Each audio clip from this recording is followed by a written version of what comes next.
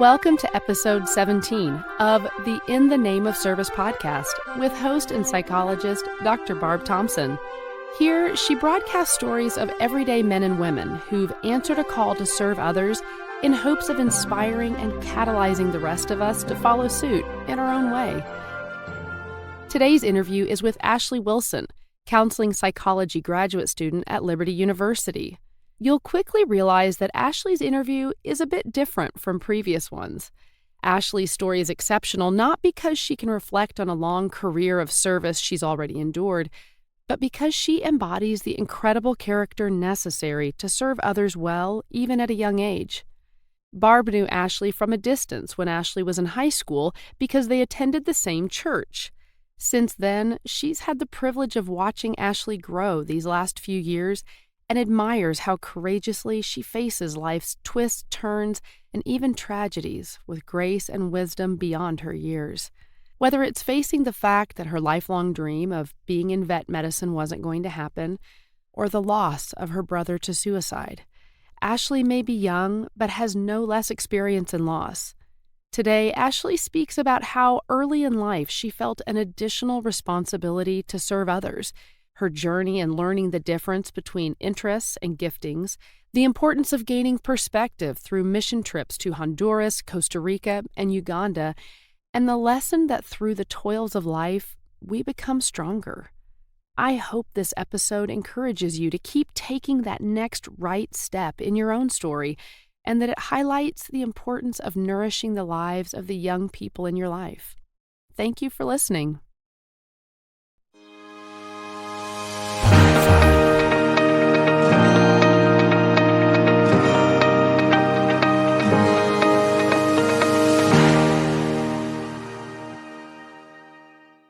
Okay, Ashley, I am extremely pleased to have you on the podcast. And if you would, for everyone listening, just tell us about yourself. What was your upbringing like, and how do you think it has shaped you into the woman you are today? Yeah, well, thank you so much for having me, Barb. I really appreciate it. And my name is Ashley. I grew up in Southern North Carolina. It's right outside of Fayetteville. So any military people who are listening, it's right near Fort Bragg. My dad is retired Army, so our family ended up there. My mom is a nurse, and she's been a nurse for her whole career. So a little bit about myself and kind of just like how I grew up. My parents were divorced when I turned 5. So a majority of my life, I just lived with my mom and one of my sisters in our house. But we regularly would attend church. And so that was a huge blessing in my life to be able to grow up in the Baptist church and in Southern North Carolina and be able to have a community. And we were very involved there. We would constantly be there all the time for church activities. And my mom would just bring me with her to all these things because she just didn't have childcare and things. So I got to just be around these awesome, godly women all the time and who are much older than me. And so I just got to observe these older women. I would go on conferences with them at like 7 years old and just get to soak it all in, which was so much fun. And just get to see. You're an old soul, Ashley. I am an old soul, like through and through. I was born in the wrong time period, but it's fine.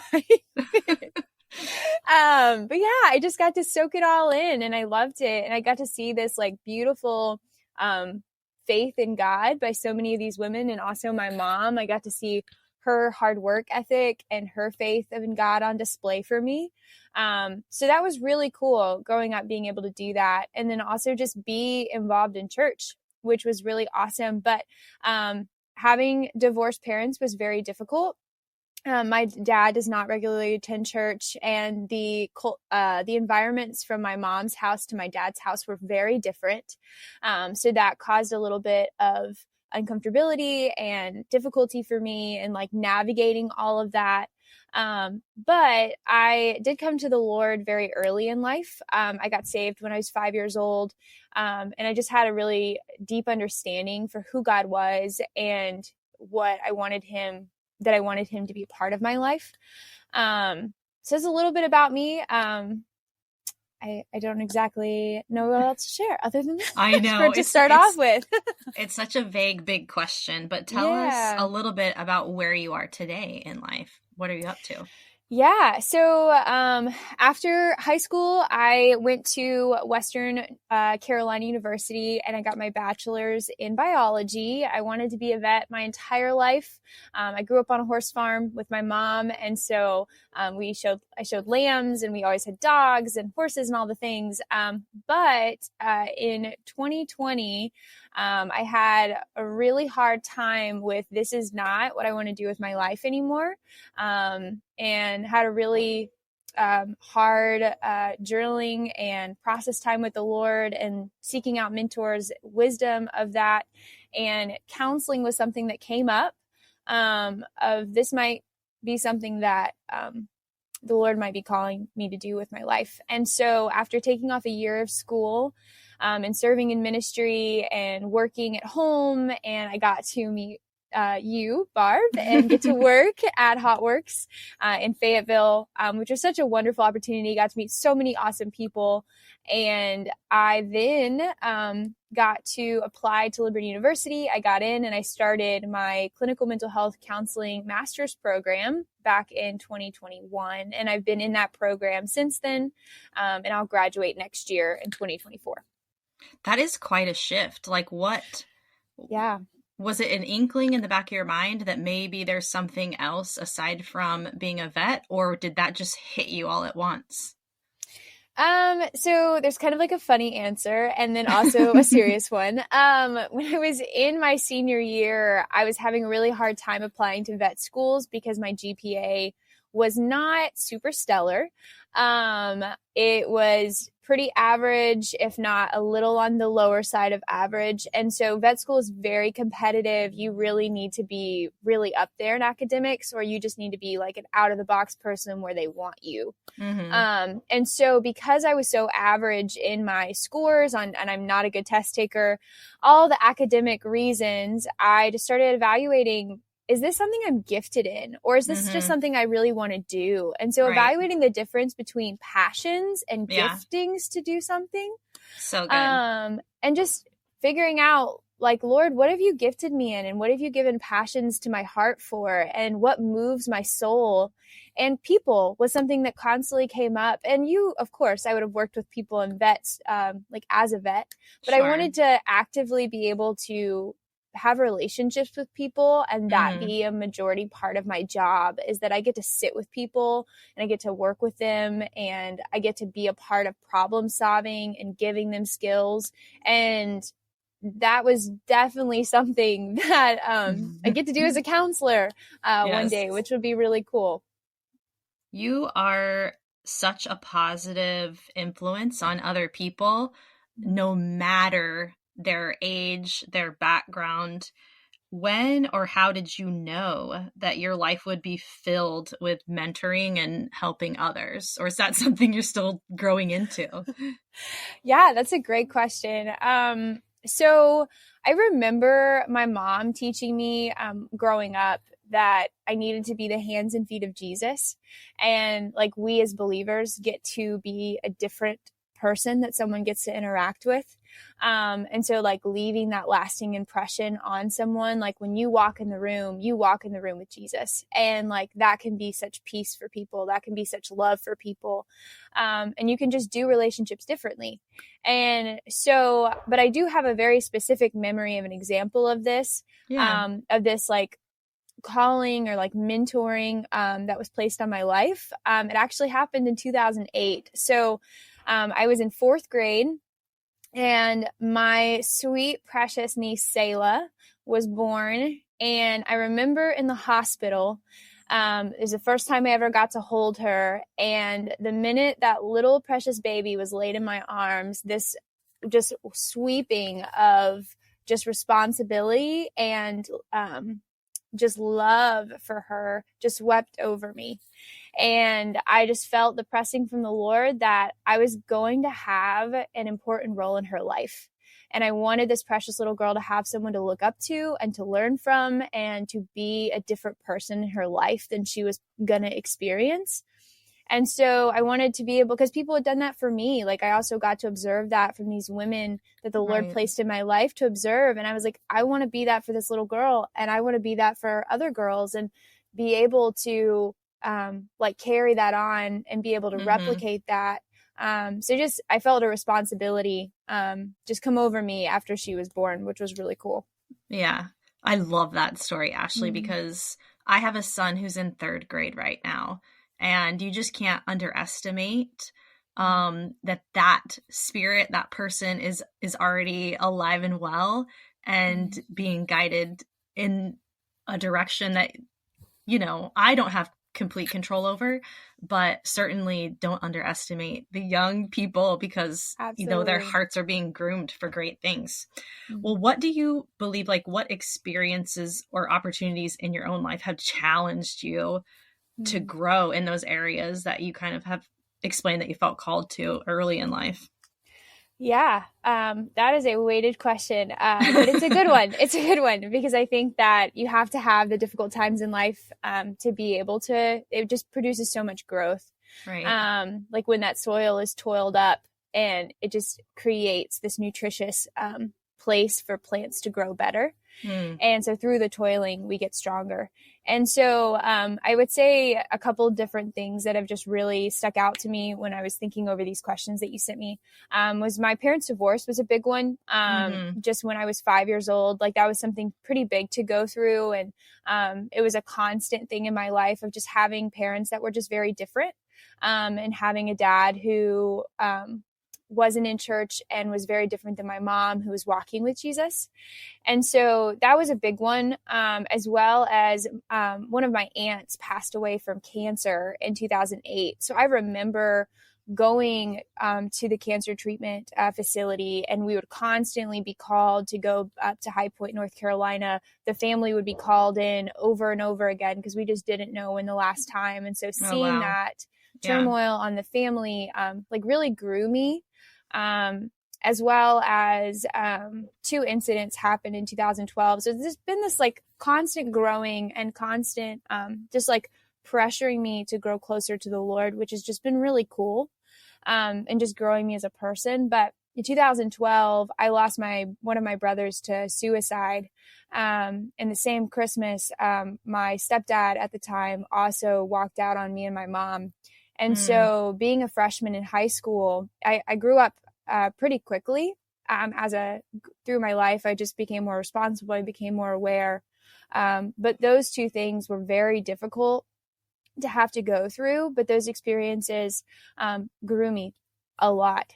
As a person, they grew me with the Lord and they grew me with people. One thing specifically was a huge takeaway from my brother is you just never know what people are going through to the extent they are. And also you just never know when the last time being able to spend with someone will be. So you never know when that last reaction or that last interaction will be, or those last words will be, or being able to love someone so deeply and be able to share the love of Christ with them. And so it just like helps you not take life for granted.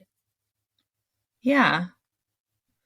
What, you know, first of all, let me just say that I've heard it so often that, you know, difficulties early in life have this beautiful kind of production as you grow when you use it as just as you're speaking of, you know, you kind of turn it around.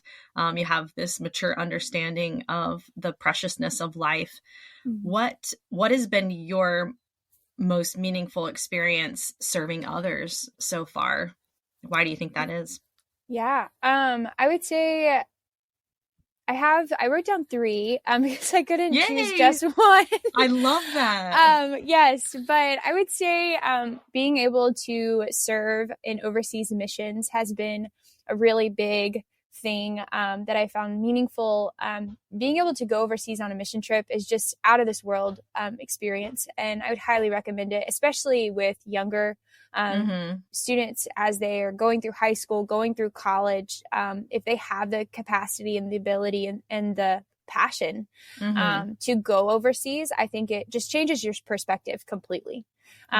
Growing up in the United States, we just have a very different perspective of how the world works and how things work. And when you go out overseas and you get out of your comfort zone and you get to just experience what other people experience in other cultures, it just opens your eyes a lot. Where did you go, Ashley? I have been to Honduras 3 times. I've been to Costa Rica once, and I've been to Uganda once. Yeah. Wow. Yeah. I'm sorry to cut you off. No, I'm so sorry. It's so hard when you're doing it over me. I know. Well, okay. Yeah. So that's the first one. And I didn't even realize you had been overseas so much, but you said it changes your perspective and yeah, it changes your perspective for sure. It just makes you more thankful, more grateful. And it just teaches you how to interact with different people than you, different people, what they believe and what they think and what they value. And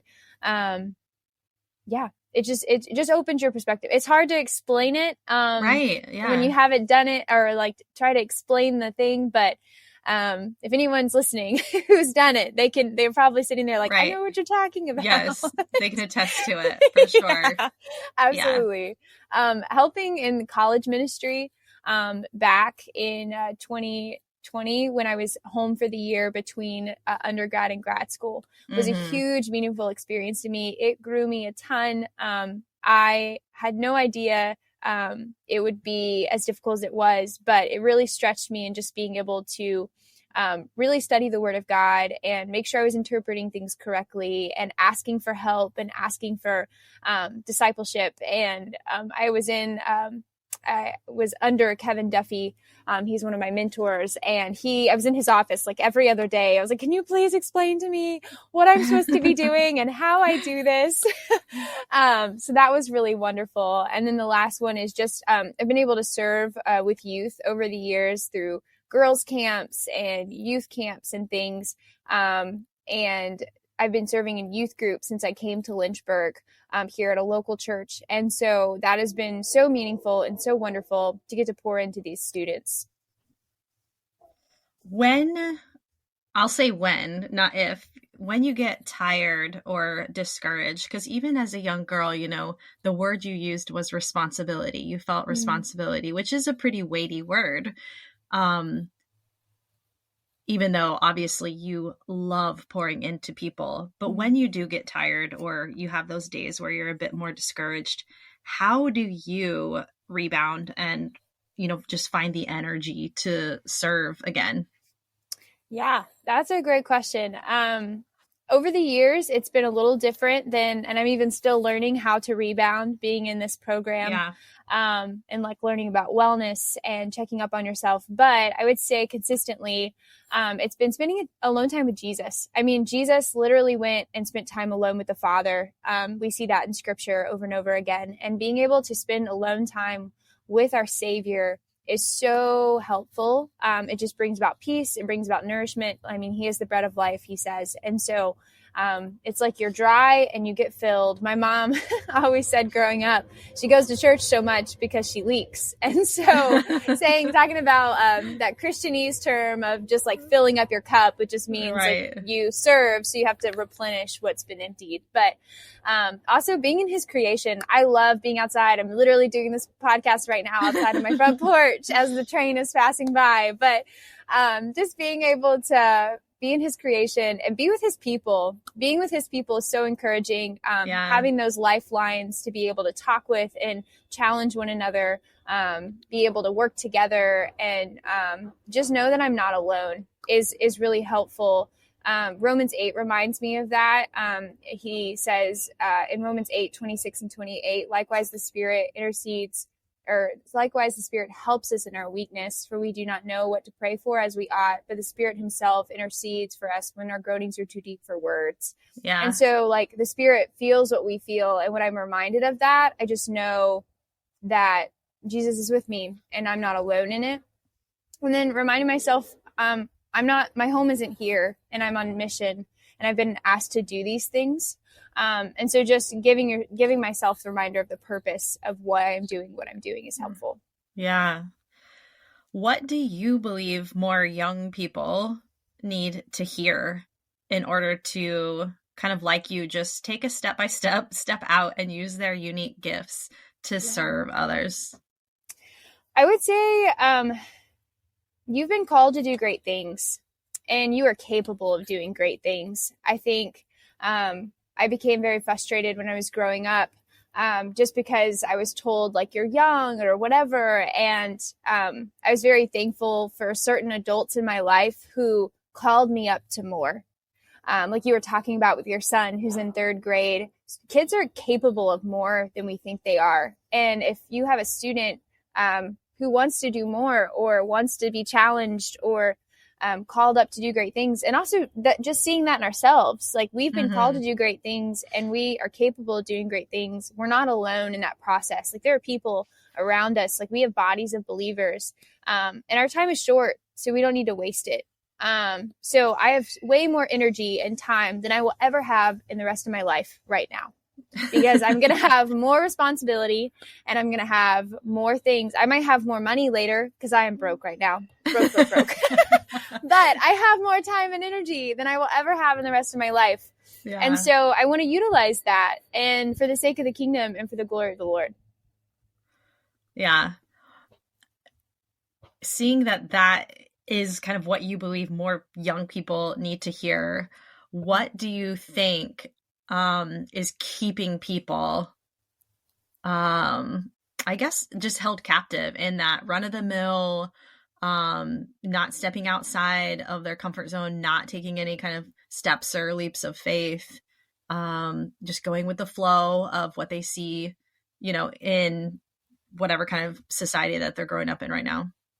Yeah. Another great question. I think we are thought of. That's a good question. I'm trying to find my words here. I think I see adults thinking less of our capabilities and allowing us to stay in a place where we are not expected of more. I hear a lot of adults where they're like, oh, they're just millennials, or, oh, they're just Gen Z or whatever. That's just the way it is.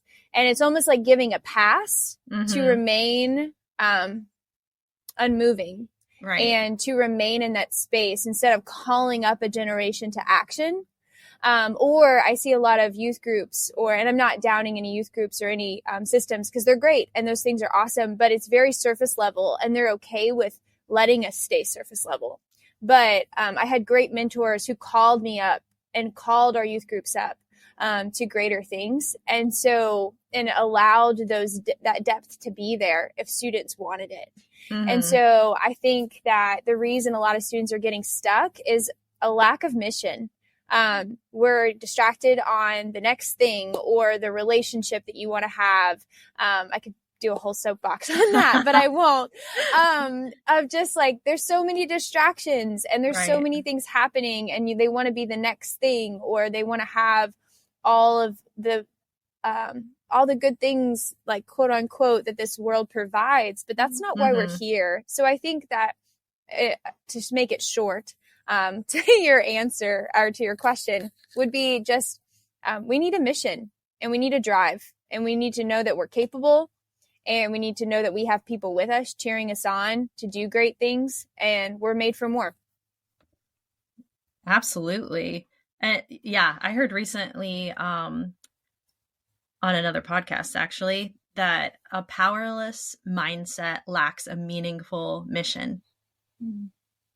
And that's half of what you're talking about. The other half is just being distracted with the things that kind of surface level seem important, but when you take stock, and if you could imagine yourself at the end of life, aren't that important. Well, if there's someone listening who feels you, right? Like they feel this, they have the stories from when they were growing up, when they have those moments that are internal, right? That no one knows about. Or maybe they feel a call on their life, but they don't know where or how to get started. What advice would you have for them? Yeah. I would say evaluate the passions the Lord has given you. Those are not by accident.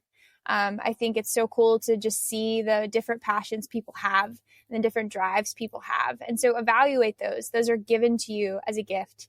And they can help allow you to figure out what you can go do for his glory and for his kingdom. Also examine the platforms you've been given. So whether that's at school or whether that's in your family or whether that's in the local church or in the community, evaluate the platforms you might already have and utilize those. So whether you're on a sports team or whether you're a part of a girls group or whether you have been given all these nieces and nephews or siblings to love and be able to encourage, or I don't know what that might look like. It might look like a theater program. It might look like a baking club or something like that. I don't exactly know, but whatever that platform is, use it. See what opportunities or needs are around you. There is so much need in this world. We live in such a fallen and broken world who needs Jesus. And there's so much need in the communities. There's so much needs in our schools, in our families. Just see what needs and opportunities are already around you. Get involved with a local body of believers. That has honestly been a super key element in me being able to continuously serve and connect and grow with the Lord, as I just constantly made sure I was with a local body of believers in a local church somewhere, and see where the Lord is moving and go. If you see the Lord moving, just be a part of it. Go serve with other believers. If the Lord is moving, I love to be in those spaces. I have a little saying that I constantly have been reminding myself of where you lead, Lord, I will follow. Your people will be my people. Your ways, my ways. You are my God, and I'm ready to do what needs to be done. That's awesome. All right, Ashley. Well, I can't thank you enough for your time and your courage. And I know that, just people hearing parts of your story are going to be so encouraged. And I do think they will be able to face the fear of moving forward and just push it aside. So thank you. Yeah, thank you so much for having me.